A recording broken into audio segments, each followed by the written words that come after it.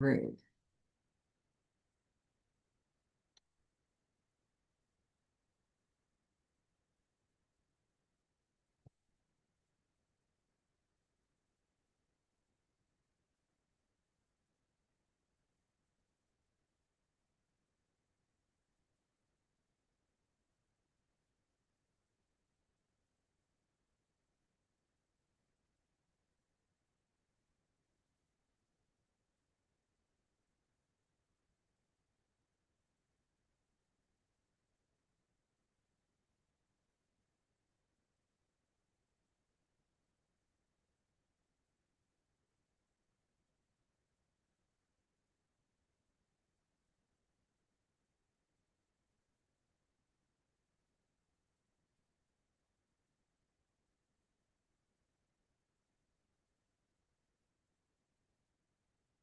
Well, hello everyone, and welcome to our Zoom webinar. My name is Professor Ann Karagosian, and it is my privilege as the director of the UCLA Promise Armenian Institute to welcome you to a special lecture entitled The Auctioning of Stolen Armenian Properties, Emval-i Metruke, delivered by our own Dr. Taner Akçam, the director of our Armenian Genocide Research Program within the UCLA Promise Armenian Institute. Dr. Akçam's lecture will discuss a new initiative that he has started on the topic of abandoned properties, referred to as Emval-i Metruke, Armenian properties that were confiscated during and after the Armenian genocide of 1915, properties that were publicly auctioned with announcements published actually in local newspapers across 34 cities and towns in the early decades of the Turkish Republic. Dr. Akçam will place the findings of this study in a broader historical context, exploring the intersection of mass violence, state policy, and economic plunder. And this will help us to expand our collective understanding of this lesser-known chapter of the Armenian genocide. Dr. Akçam will also introduce us to the independent researcher, Said Chetinoglu, who was engaged directly in conducting this research. I am pleased to note that our event today is co-sponsored by the Ararat Eskidjan Museum, the Armenian Bar Association, and the National Association for Armenian Studies and Research, or NASR. We are grateful for the support of all of our co-sponsors. And on behalf of the Promise Armenian Institute at UCLA, I would like to acknowledge our presence on the traditional, ancestral, and unceded territory of the indigenous Gabrielino Tongva peoples.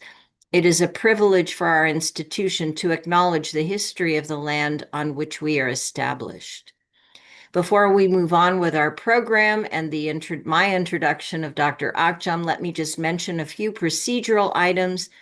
First, let me note that this event is being recorded for future viewing on our UCLA Promise Armenian Institute YouTube channel. Second, for those of you watching via the Zoom webinar platform, if you have a question, we ask that you pose it in the Q&A window by clicking on the button at the bottom of your Zoom window and typing in the question. We hope to have as much time as possible for questions today at the end of our event, at the end of the lecture. And by the way, in the unlikely event that this Zoom webinar drops for any reason, please just connect right back to the same link, as it will put you back into our Zoom session. And now it gives me great pleasure to introduce to you Professor Dr. Taner Akçam. Dr. Akçam came to us as the inaugural director of our Armenian Genocide Research Program in the late spring of 2022, and ever since has initiated a series of very important conferences and lectures. He came to us from Clark University, where he was a faculty member for many years. Dr. Akçam served as the Kalustyan and Mugar Professor of Modern Armenian History and Genocide at the Strassler Center for Holocaust and Genocide Studies, as I say, at Clark University. And as most of you are aware, he is widely recognized as one of the first scholars of Turkish descent to write extensively on the Ottoman Turkish genocide of Armenians in the early 20th century, and is one of the world's most prolific scholars currently pursuing research in this important field. So, Tanner, I will now turn this event over to you for the conduct of this event. Thank you so much, Anne, for the kind introduction. Hello and welcome. Good morning, good afternoon, or good evening, wherever you may be on this planet. I'm truly thrilled and excited to launch our new project, the auctioning of stolen Armenian properties, Emval-i Metruke. Before I begin, I want to express my deep gratitude to Said Çetinoğlu. For years, Said painstakingly collected the public auction notices of confiscated Armenian properties published in local newspapers across Turkey. Years ago, he generously shared his private collection with me, and borrowing a Turkish expression, the meat is yours, the bones are mine. Eti senin, kemiği benim. In other words, take this and do what you want with it. And that is exactly what we did. This project would have not been possible without Said's contribution. Before continuing with other acknowledgments, I would like to hand the floor over to Said for a few words.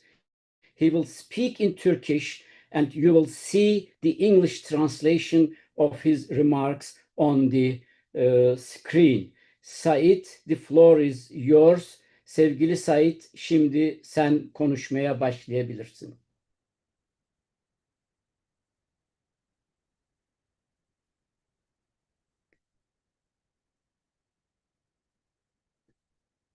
Sesini açacaksın. Mikrofonu.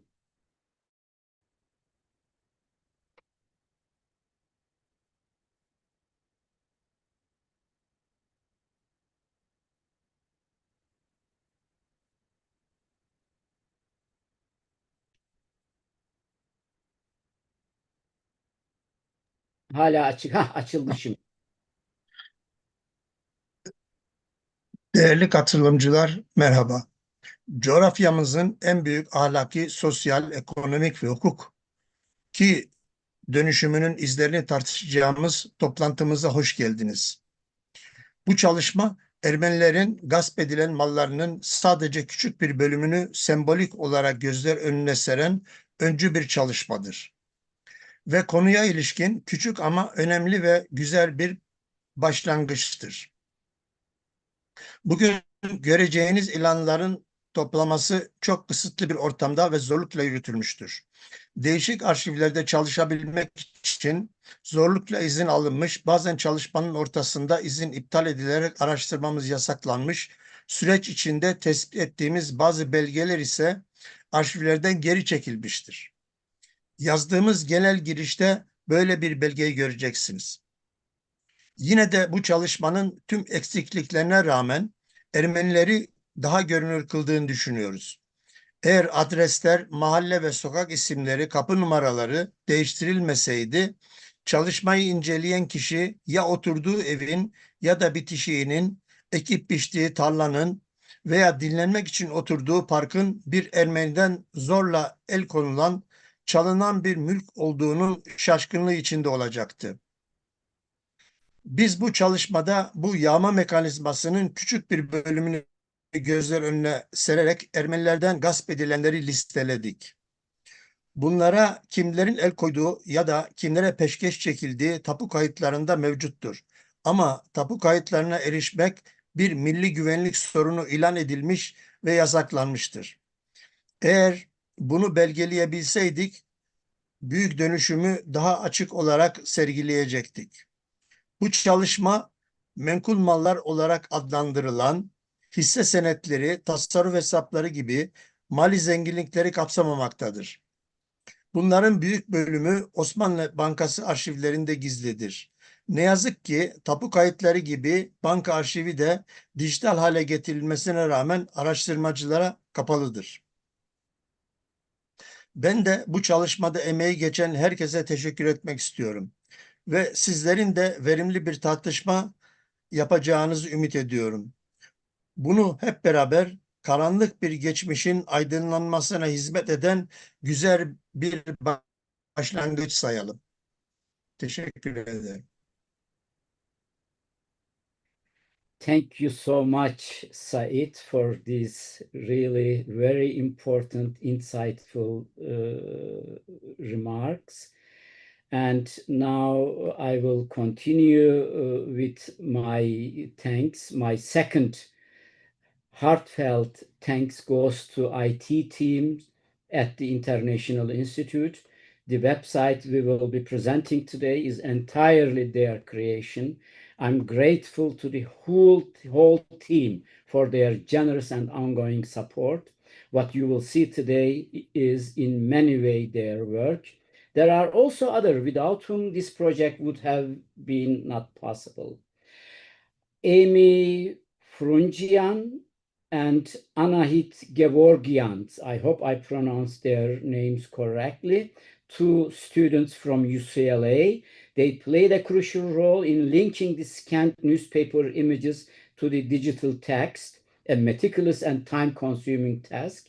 I also want to thank Attila Tuygan, who carefully reviewed and corrected the English translations for us.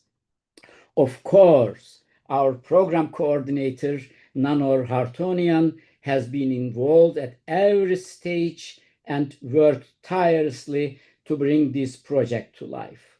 To all these individuals, I extend my sincere thanks. My presentation today has two main parts. First, I'll give you a general overview of the legal history of confiscated Armenian properties, because without that legal historical context, the logic behind the auctions cannot be fully grasped. In the second part, I will introduce the project itself and walk you through some selected examples. Let me share my screen for my PowerPoint so that you can also follow what I'm going to present.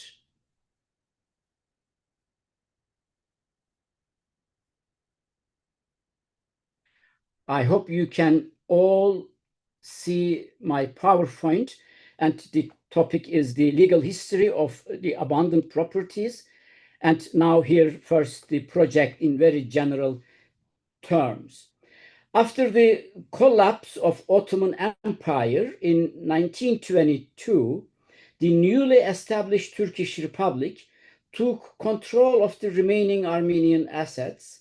Facing severe financial strain, the state began auctioning of these confiscated properties, started in 1923. Official announcement of these sales and rentals, they rented also the properties, appeared regularly in local newspapers throughout the 1920s and even in 1940s across numerous cities and towns. The goal of our project is to collect, digitize, and make accessible as many of these auction notices as possible.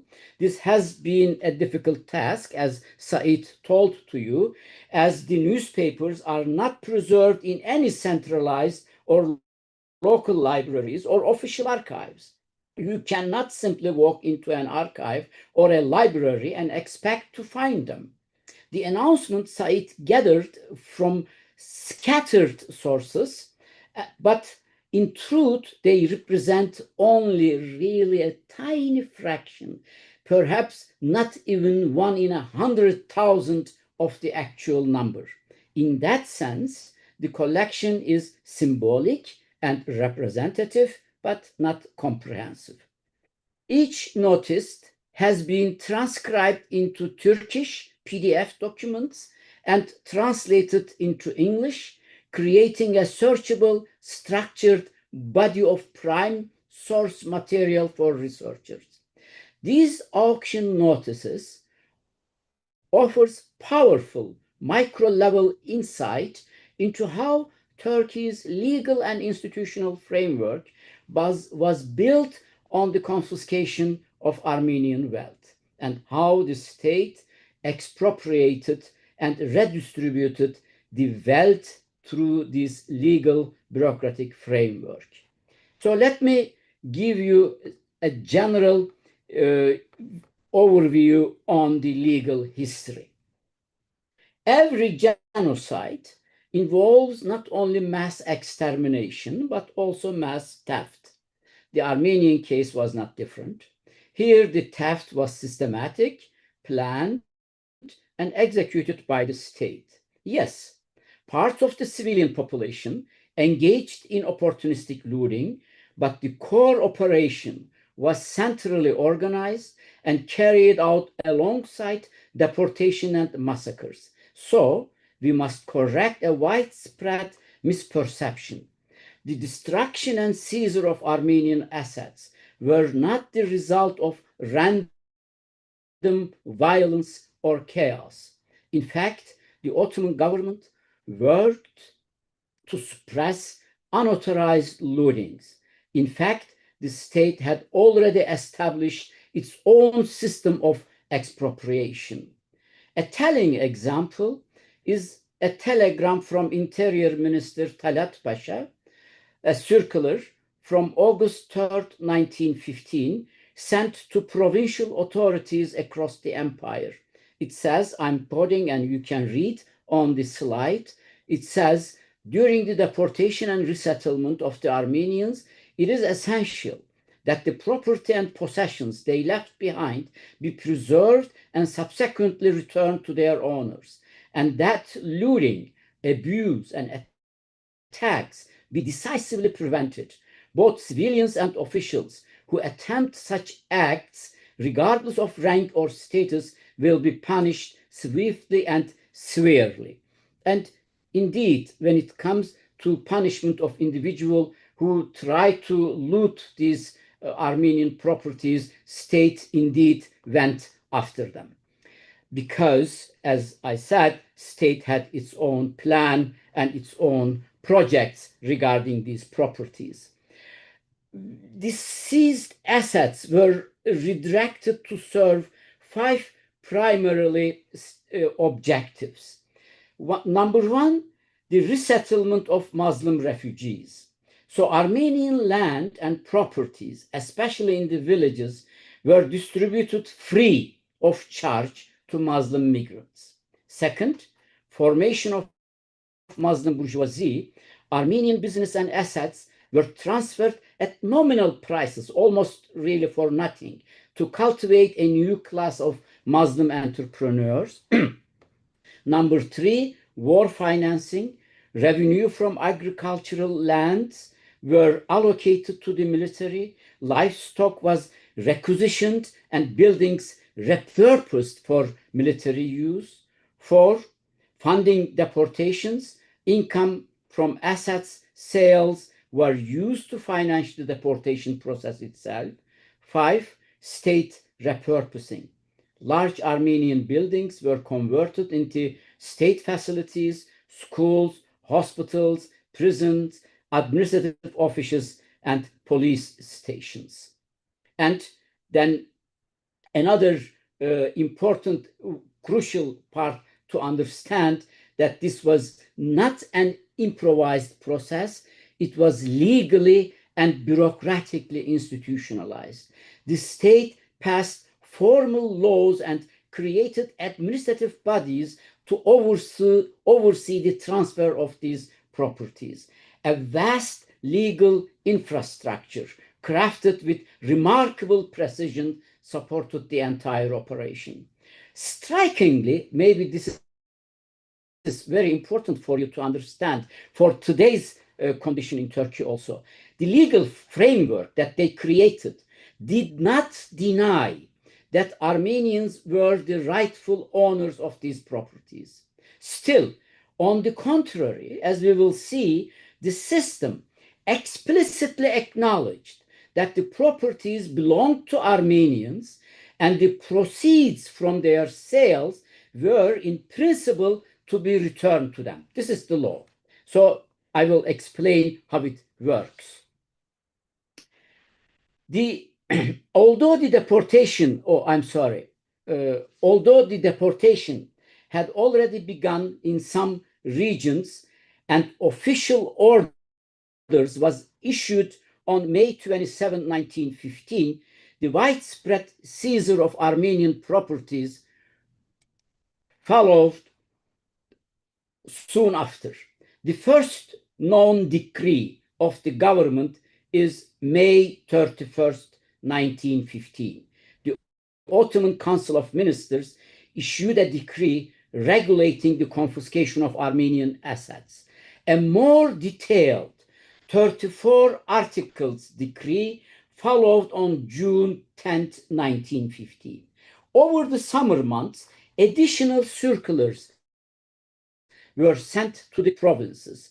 This culminated in a formal law on September 26, 1915, and implementation decree followed on November 8, 1915. Please keep in mind these two laws and decrees, September 26, 1915, November 8, 1915, are very crucial. They were also known liquidation law, tasfiye kanunu, and the entire properties were liquidated based on this law. The law's proposed was clear. Armenian assets would be recorded in special ledgers. In our introduction part, when we go to the website, we put an example of these ledgers. Normally, these ledgers are available in Ottoman archive, but it is closed to scholars. Occasionally, they make mistakes and they put one or other on the archive, and suddenly after they recognize, they withdraw this. And coincidentally, Said was able to discover one of these kind of ledgers and put on the, we put this on our website. So the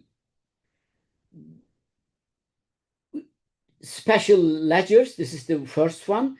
And the other thing, special commissions was assigned, and these special commissions liquidated these entire properties as a court decision.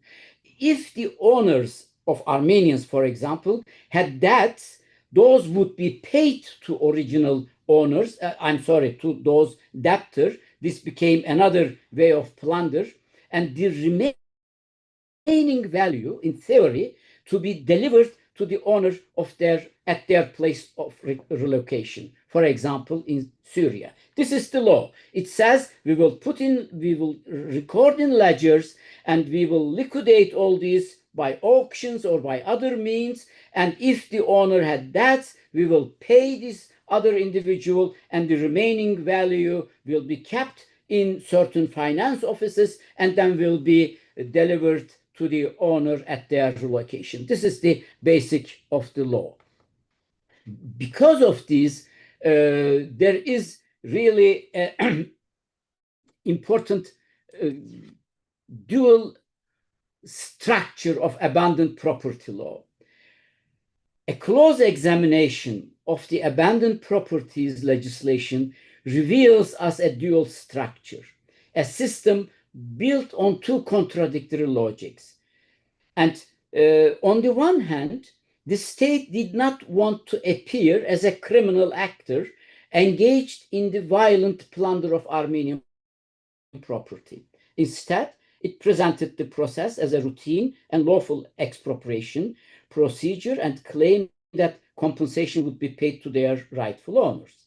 From this perspective, the laws and decrees, the entire laws and decrees, like highly technical legal texts. On the other hand, however, the state had no intention of actually providing that compensation. It implemented these in two ways. First, in the early laws and regulations, it effectively stripped Armenians of all legal rights over their confiscated properties and closed off all avenues for legal appeal. So Armenian had no right to file an appeal for the liquidations. Second, no law, I'm sorry.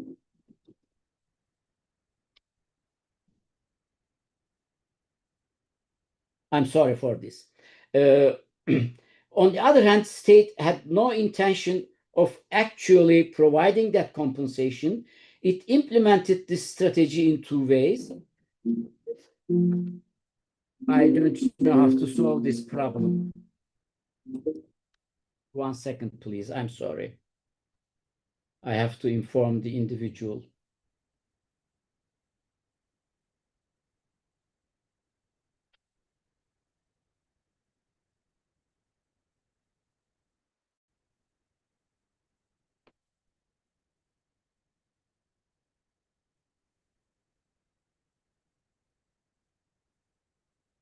Maybe I should try to close from here. Sorry about this.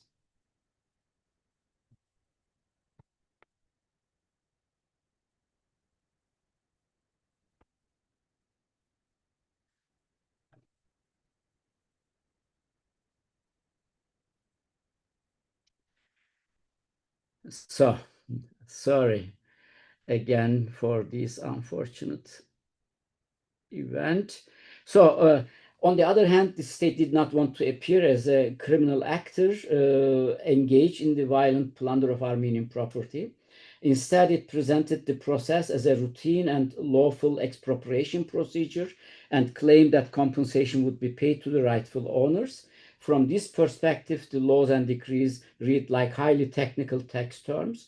Legal text. On the other hand, the state had no intention, and as I said, they developed two different ways. Number one, in the early laws and regulations, they banned any legal appeal. It was not possible for Armenians to appeal. And second, no laws or decrees ever issued, neither during the Ottoman Empire nor under the Republic. In short, although the state formally acknowledged that the Armenians were rightful owners and claimed that compensation would be paid, it built a legal system specifically designed to ensure that no such payment would ever occur. Their true intent was openly admitted in two important official documents that we could retrieve from Ottoman archive. First, in a Council of Ministers decision dated January 24th, 1917, concerning the life insurance policies of Armenians who had been deported, they openly admitted that these individuals were officially declared dead. They are dead. And second, in a report prepared by an interministerial commission in February 1918, before the war was over, it was explicitly affirmed, this interministerial commission, that the Armenians retained legal ownership of their properties. The report acknowledged that although the law required that their value to be paid to the owners, this has not yet been done, and emphasized that the legal claims of the original owners should not be disregarded. So this is the important part also. So they already admit that they never paid anything to the original owners. After 1923, after the establishment of Turkish Republic, the policies regarding abandoned properties continued. However, there was a very small period, a window of time that there was a process of the restitution, and it is important to know. Nobody knows much about it. This brief period, there was an interruption, and it was between 1918 and 1922, and that deserves an attention, because you can argue today that Turkey should go back to these laws and regulations. These are also official laws of Ottoman government and later, of course, Turkish government in early period. Following the defeat of the Ottoman Empire in World War I, the Committee of Union and Progress government resigned on October 8, 1918. Under pressure from the Allied occupation forces, the new Ottoman government issued an official order on October 18, 10 days after that, calling for the mass repatriation of Armenians and the return of confiscated properties to their rightful owners or surviving relatives.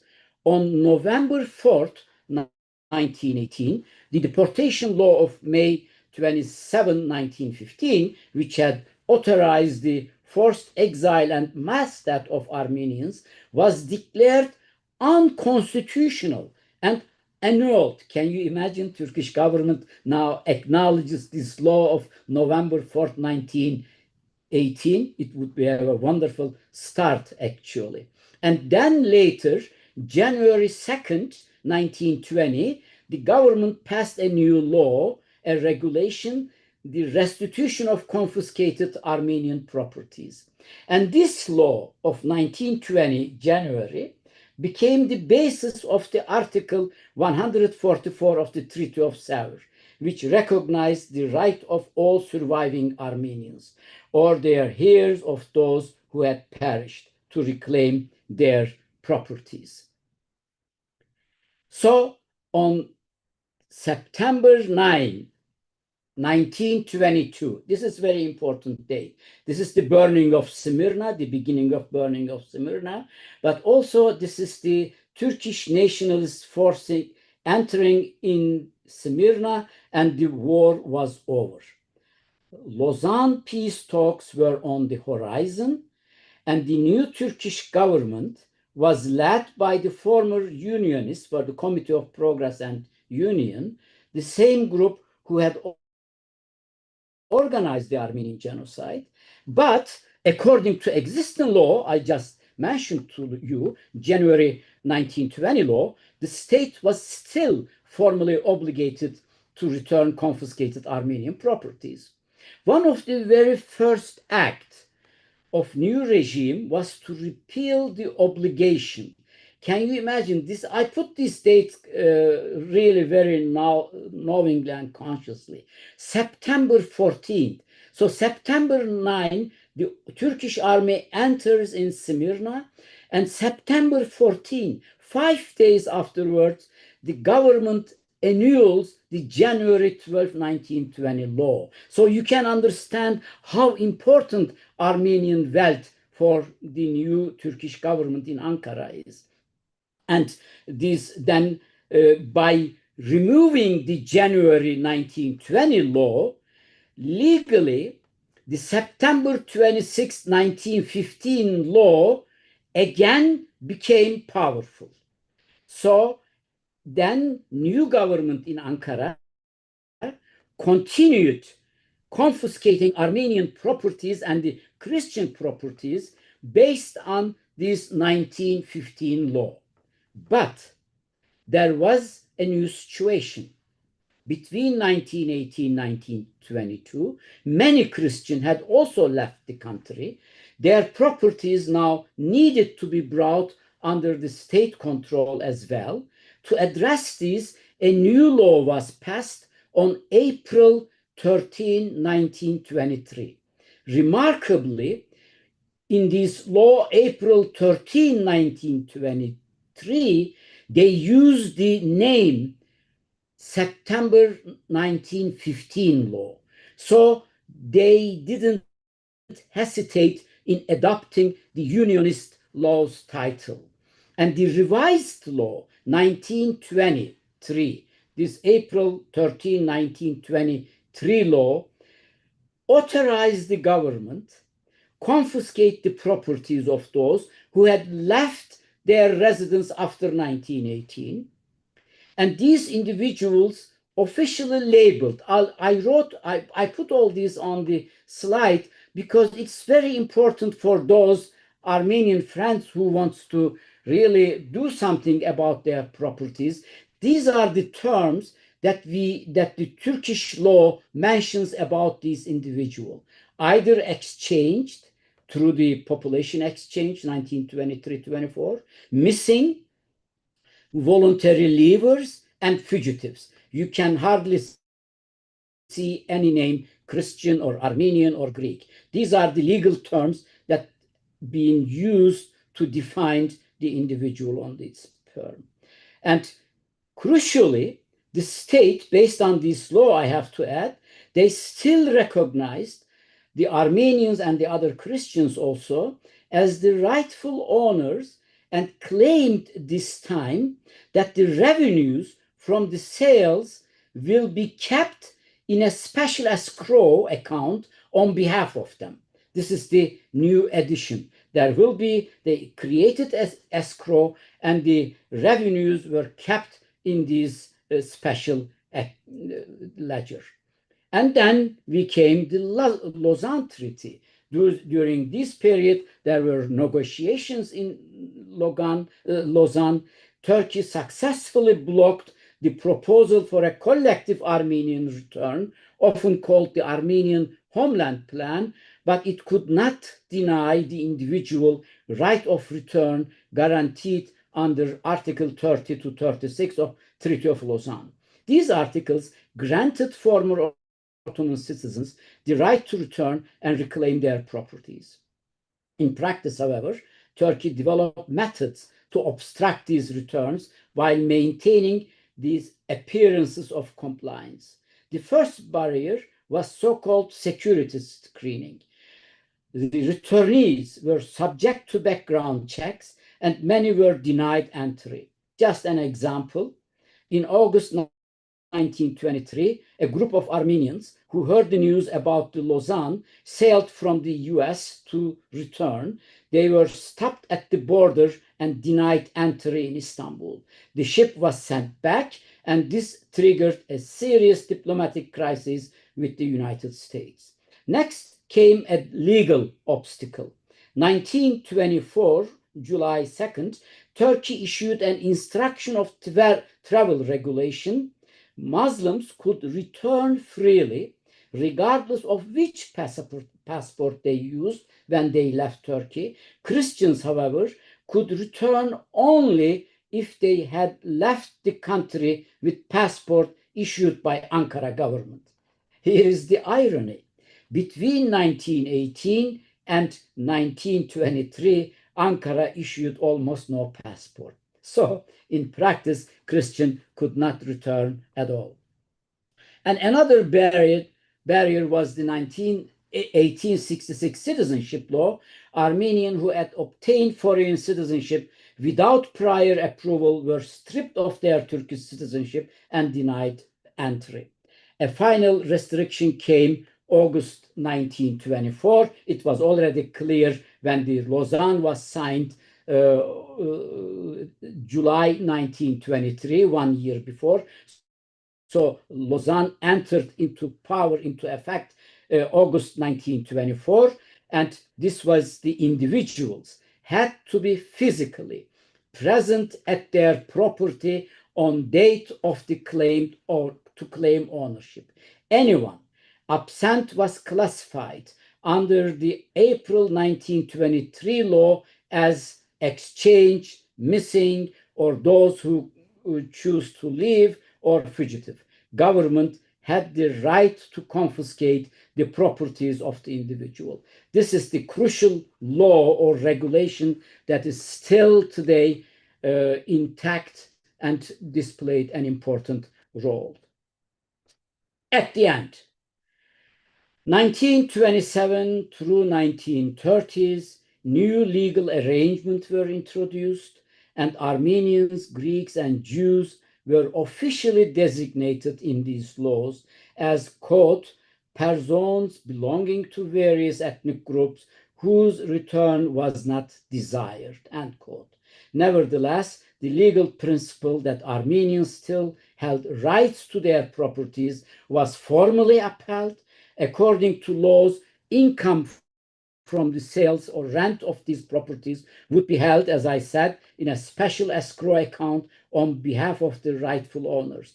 However, there was a change. In 1928, there was a law, and it transferred these escrow funds into the state budget as revenues.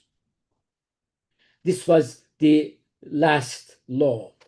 And abundant property laws were repealed over time, For example, the famous law, April 15, 1923 law, was repealed November 27, 1988, and a few others were also repealed in the early 2000s, but their provisions remained in force.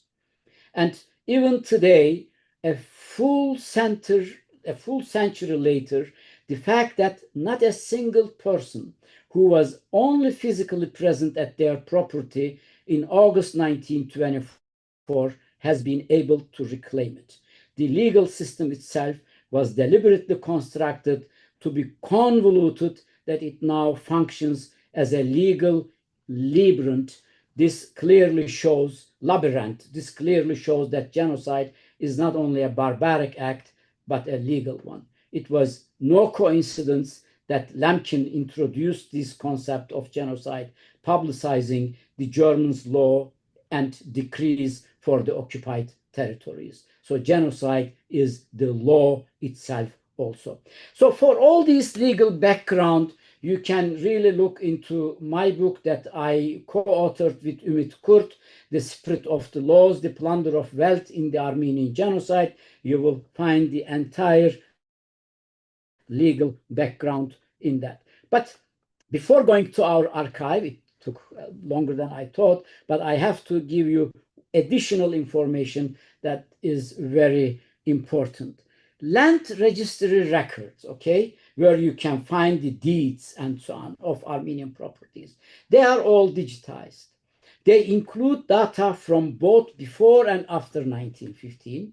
These records are accessible to individuals, to your surprise, with a direct legal interest, but remain close to the general public and to researchers. Here are the reasons.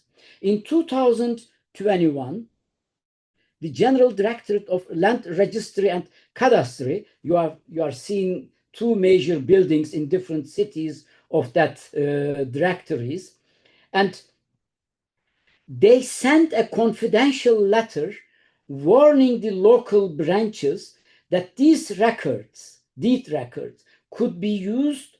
Oh, I'm sorry, this is the 2001 issued an internal circular effectively banned any access to information on abandoned properties. So if you apply to these local offices, no information given to you. In 2005, the highest institution in Turkey, the National Security Council, sent a confidential letter warning that these records could be used for ethnic and political purposes, such as genocide allegation or property claims related to Ottoman Foundation. As a result, in 2006, the National Security Council imposed a full ban on transferring these land registry records, including those from 1915, to the state archives. Researchers today are still denied access today on the ground of national security.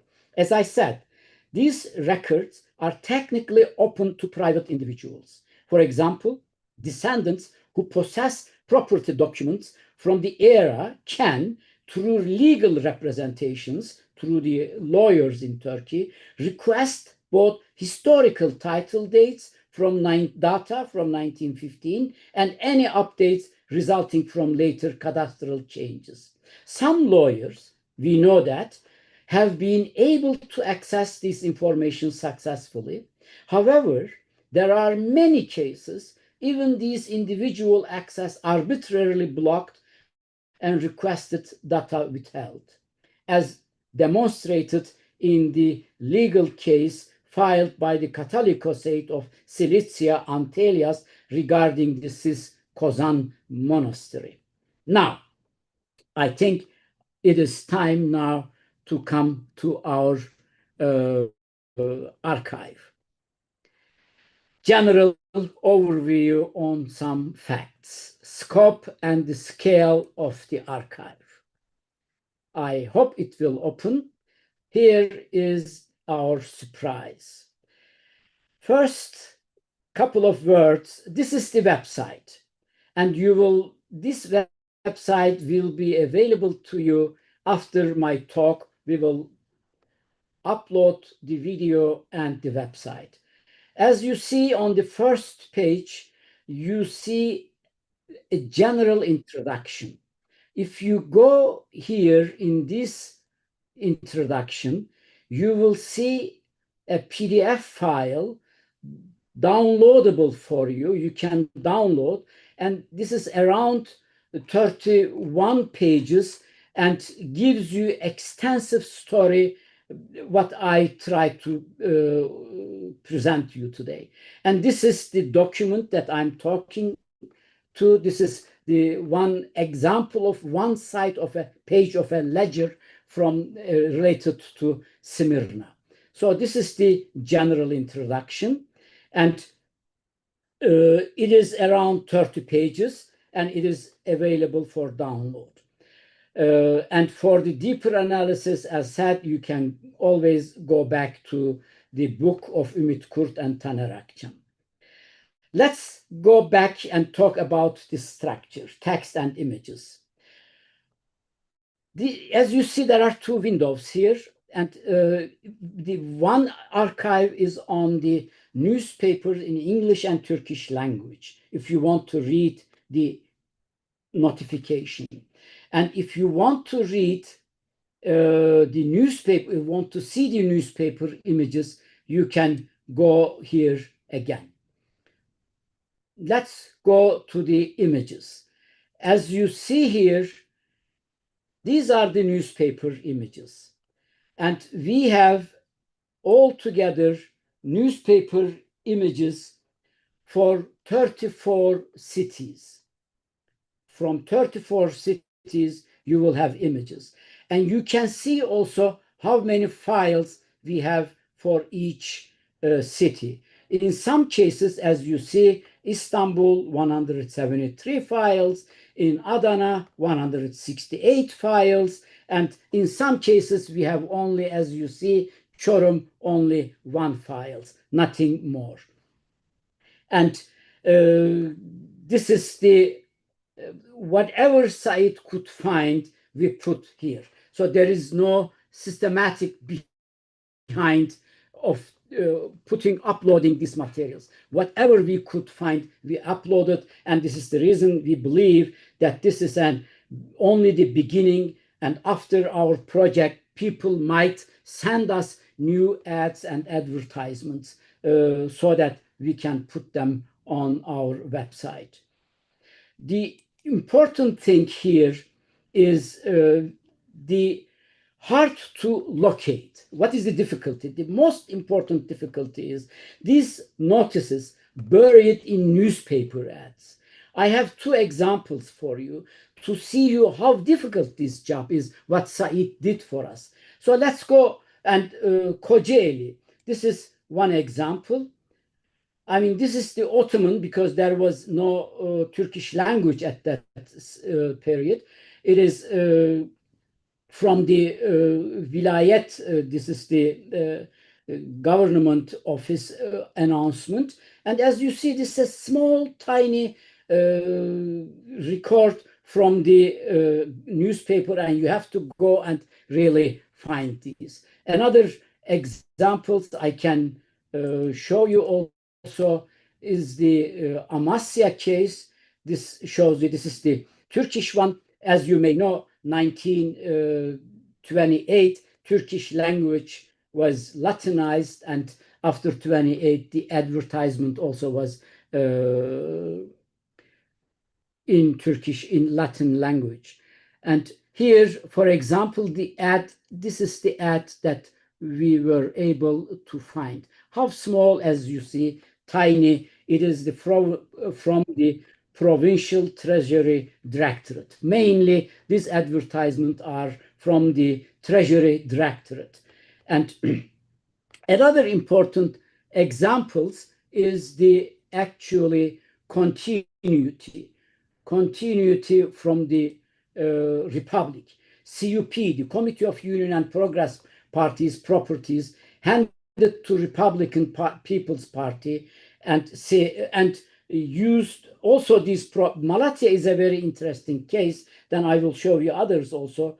Malatya is very interesting because we have in Malatya several notification where today's major opposition party, Republican People's Party, took over the entire properties confiscated by Committee of Union and Progress Party. I will show you the example. And the government, Turkish government, continued the Union and Progress Party's program also, namely to cultivate new bourgeoisie. As a case study, we can look in Malatya. Let's go to Malatya. You can see here, this is how we actually structured our website.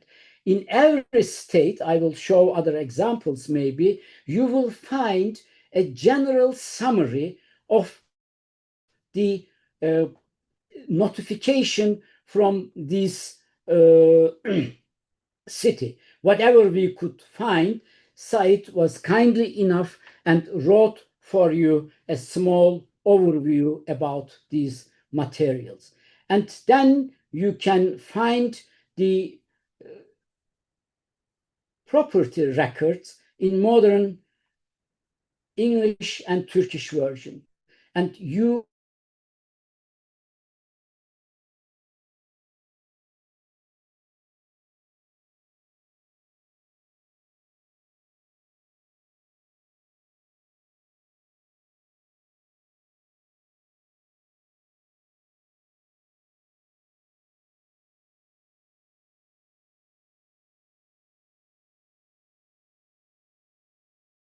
son of Avadis, and Sarkis, Mardiros, son of Parsik. As you see, the owners are listed here as Armenians, and it is the location of these properties and the type of these properties in this announcement, and you can see here very easily. Malatya is in that sense a wonderful example.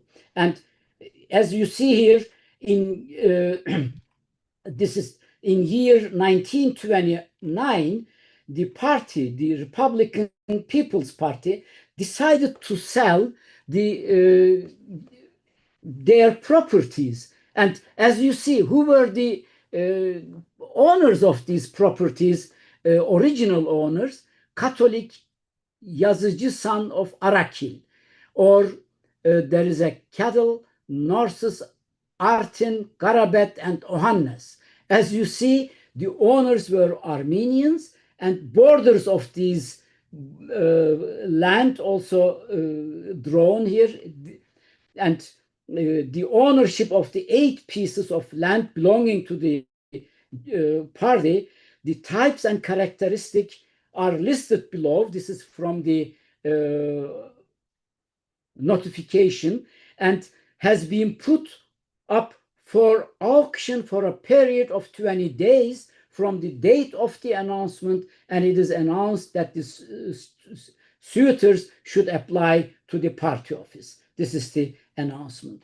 Or this is the another explanation from the Treasury Office and explains who are the owners. Garabet Vartan Hatun, Hajo, son of Papas, and so on and so forth. You all see the Armenian names. You see the symbolic character of it. And we have also some documents here. Some some companies put their auctions, put their properties on auction. And the important things, let me go back with other examples. So what I showed you in Malatya, you can read all these in these newspapers in English and Turkish part. If you click on these, you have English and Turkish text. And in Turkish, we already completed. We have 34 PDF downloadable for you, and you can download all these notifications. And for English, we were able only to complete 14. The Malatya case we completed because of the presentation and 13 cities we already completed, and you can find these here typed and digitized version. And you find first in this English section, you have also the general introduction, and then you have Adana, Afyon, Amasya. Since Adana is very long, let me go Ankara for you. If you go to Ankara, you will find first the summary of these documents, and then these are the announcements in translated into English. It is from the General Directorate of Emlak and Eytan Bankası, from a bank, the old factory owned by our bank, located in this place, including its tools and fixtures, has been offered for cloth-based cash action, as you see. And if you want to see the original, you click on this, and here you have the original of the announcement. As you see, it is really tiny in the entire newspaper. This shows you the importance of the job that Said completed for us. Maybe with final note, I end my talk here today. This is maybe another important issue. What are the really main institutions today involved in the confiscated Armenian properties? One is the General Directorate of Foundations, Vakıflar Genel Müdürlüğü, Ministry of Culture and Tourism today, and the second Directorate of National Real Estate, Tapu Kadastro Müdürlüğü, and this is the part of Ministry of Environment and Urbanization today. And the third important is the provincial treasuries. This is the Defterdarlık. This is the highest local branch of Ministry of Treasury and Finance in Turkey. And they not only sell the properties, but they also lease and reclaim and reselling the defaulted properties. Maybe you all know, but I have to finish the introduction, my presentation, with another law. Maybe you already heard, a law dated 31st May 1926, provided confiscated Armenian properties to families of assassinated unionist leaders. There are also special buildings. For example, we had a presidential palace in Ankara, in Çankaya. It was the office of president until recently, and it is an Armenian property, well known. In other cities, it is the same. There are several similar buildings. So thank you very much for listening. Now we can go back to question and answer period. Thank you so much, Taner, as well as Said, for this extraordinary and comprehensive description of your amazing archive. The questions that we have been, or comments that we have been receiving are so laudatory for you, and I am so grateful for you, your efforts and your collection of all of these materials. We have a number of questions that I can pose. Let me just mention, I think soon in the chat, the book that Taner refers to, The Spirit of the Laws, The Plunder of Wealth and the Armenian Genocide by Dr. Akjam and Dr. Umit Kurt, is actually available at the Nasser bookstore. So if anyone is interested, I think Nanor will put the link in the chat. Let me just ask very briefly, Taner, before I go to the others' questions. Very early on in your talk, you showed a quote from Talat Pasha, August of 1915, and it indicated that the properties that were left by Armenians should not be looted, should be returned to the owners.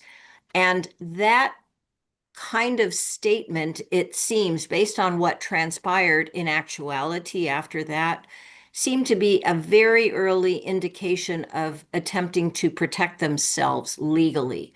And are there other instances that even that early in the initiation of the Armenian genocide, there were these efforts, evidence of their committing and ordering the mass deportations and killing at the same time trying to protect themselves? Do you see what I'm asking?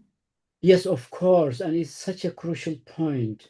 I have a special chapter in my book, Young Turks' Crime Against Armenians, Young Turks' Crime Against Humanity.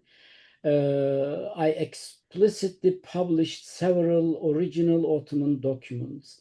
Indeed, and maybe you all have heard, the listener, that there is a standard Armenian, the Turkish denialist argument.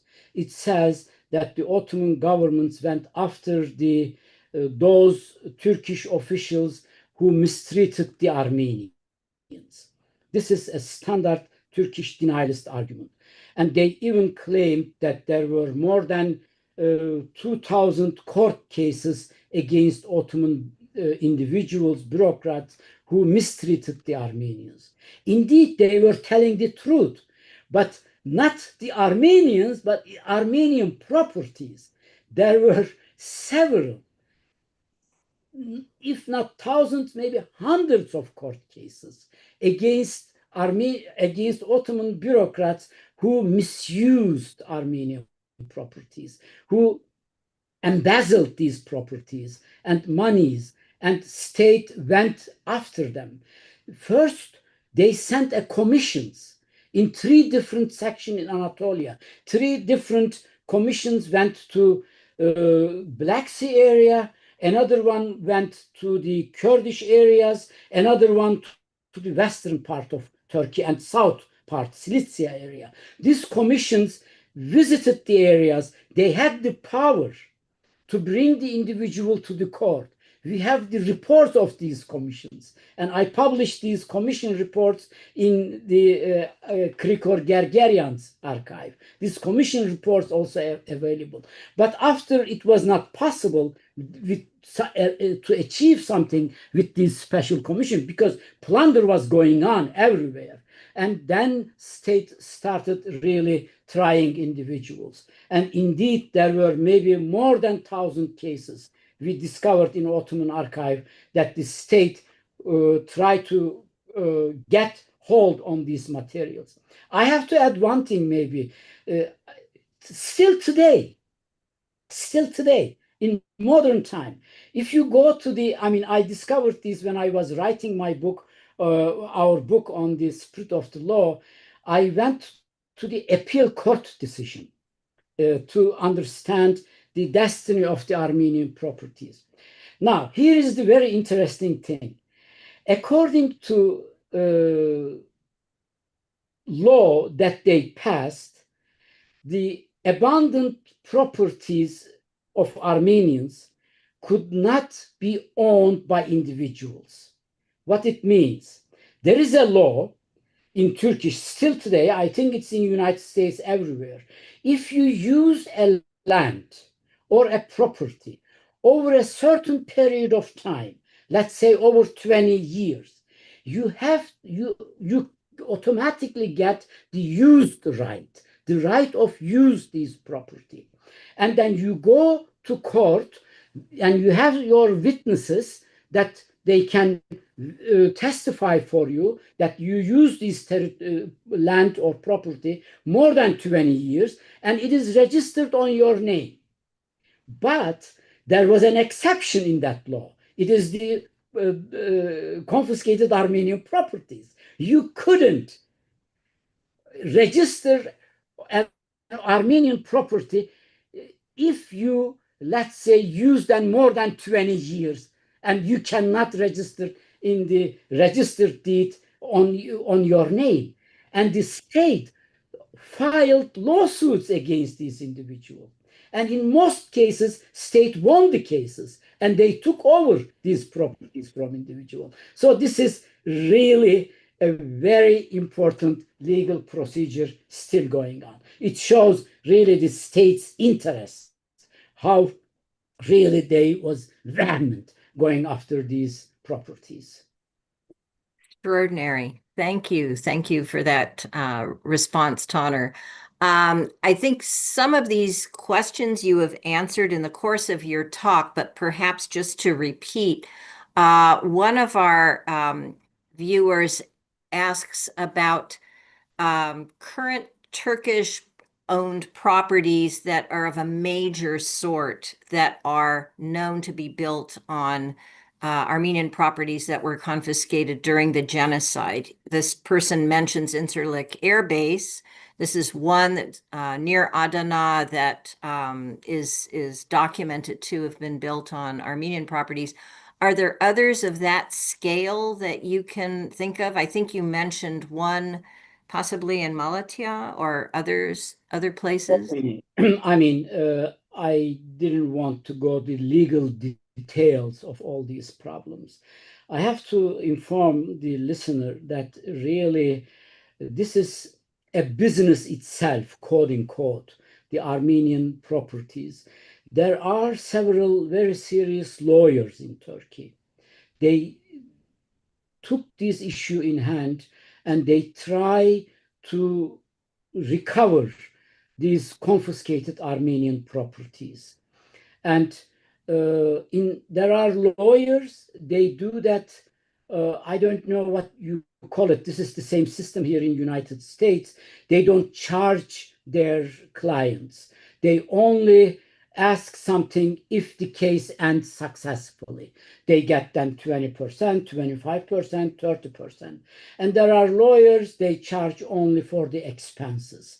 And to my knowledge, there is no one single court cases that ended successfully if the Armenians was not present 1924 August at his or her properties. But this is a legal cases. There are so many court cases. For example, Jerusalem Patriarchate, they have several court cases in Istanbul. And I mentioned the Antalya, Sicilia, this is the other court cases. There are hundreds of individual court cases. And they try really to retrieve, to get back their properties. There are several legal problems. One is the following. Let's say you have a building in one city. You know, the cadastral law changed. So the parameters of your land or your building has totally changed. So you cannot find in today's Turkey's cadastral records the place of your building because the street has changed. There is, for example, on the building that you claim that this is your building, there is a road going or street going on, and so on and so forth. So it's a huge legal problem. And your representative, the lawyers, has the right to go and to look after these cadastral records to exactly figure out where these property located. But in most cases, they were denied the information and so on. So it is really, there are so many court cases and those Armenians who have deeds in their hands, they know, because I know some of them get involved in these cases and try to retrieve their properties back. Thank you. Our next question actually touches upon something you just mentioned, Tanner. So in 1924, it was possible for a genocide survivor, say, who had been in Istanbul but returned to the old property with a deed.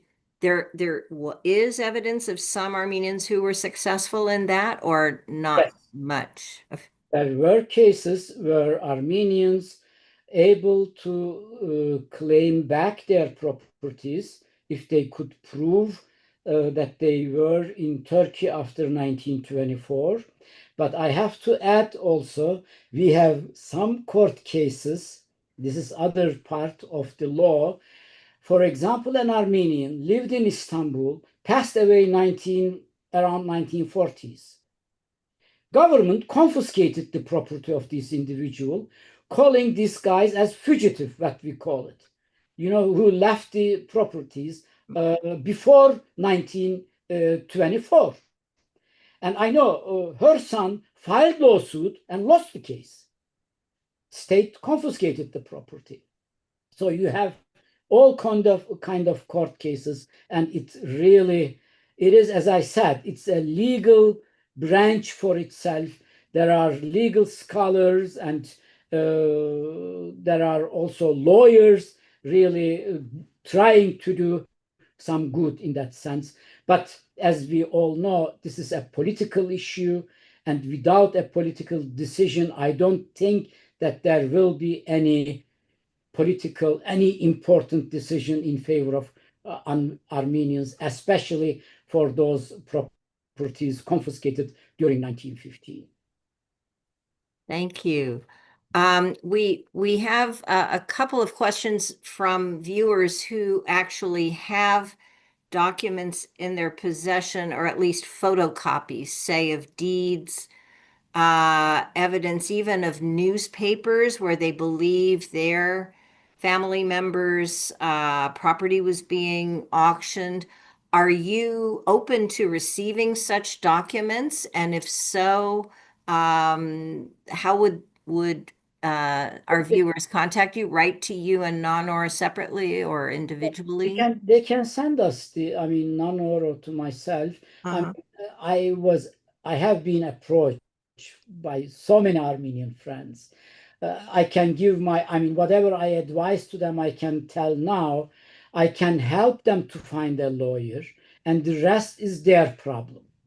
They have to get an agreement with that lawyer, and there is low probability that they might be able to get the properties back. But I always also suggest doing this symbolically. It is important, not from a technicality, not from the legal perspective. For me, this is a moral issue. It is important that we should show Turkish government that we don't leave you alone, that there is an injustice there. Despite these limited available possibilities, we would go after our legal rights, because it's in the book, we explicitly explained, it is still legally, according to Turkish law. This was the last one, was 1928, even when they transferred the escrow, the revenues on the special escrow, when they transferred this to the budget, as an revenue, it is written there also that the original owners are the Armenians. So according to all corpus of the laws, Armenians has the right still on their properties. Mhm. So this is, in that sense, I assume it's a moral and political obligation to go after these properties. But these individuals should talk with lawyers. There might not be big chances there. The lawyers that I know, they are really very honest individuals. They will tell without hiding anything, and they will accordingly charge something. This is then their problem. I cannot involve on that part. Thank you. That's very helpful, because a number of people have asked about this question. What are the legal avenues if we have the deeds and so forth? So one individual has repeatedly asked me to clarify a question I asked earlier pertaining to business properties that are currently major business properties that are currently on confiscated Armenian lands. For example, Koch brothers or anything of that sort. Are you aware of business properties? I occasionally talked with lawyers on that issue. There are these kind of cases, and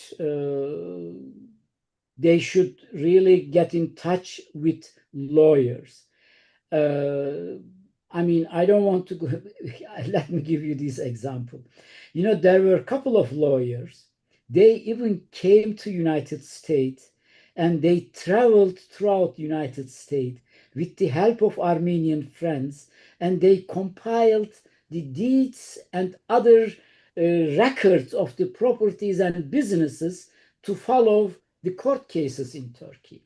So this is, as I said, this is a serious part of legal procedure in Turkey. And what we can do, we are scholars. I'm ready to put the individuals in touch with the lawyers, and they can get extensive information from them.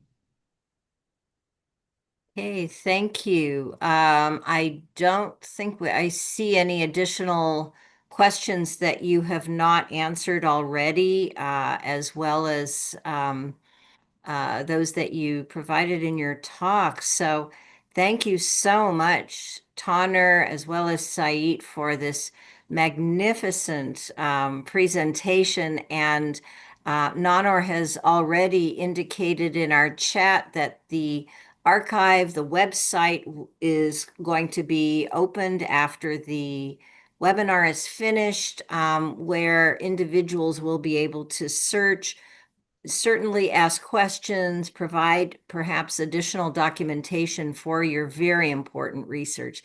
So thank you once again. This is just a wonderful introduction to this very important new research and scholarly area that you are opening up, Taner. So let me just now close our event by noting that the UCLA Promise Armenian Institute certainly will be hosting new events in the fall. We now just finished our academic year. Yesterday was the last series of commencement ceremonies that we had. We potentially could have some events taking place during the summer, so we would ask that you consult our Promise Armenian Institute website, social media, and if you are not yet on our email listserv, please feel free to add yourselves by going to our main website. Before closing, let me also offer our grateful thanks to Ms. Nanar Hartunian, who coordinated this event from beginning to end and also has been contributing to all aspects of it. So thank you once again, Taner, Said, and all of you for participating, and we look forward to seeing you at future events of the Promise Armenian Institute at UCLA. Thank you and have a good rest of the day. I have to add, and one more, we will do this webinar in Turkish language in fall, so that Said can present the project also in Turkish language. And I'm also looking forward to receiving new advertisement that we can extend our project. Thank you so much for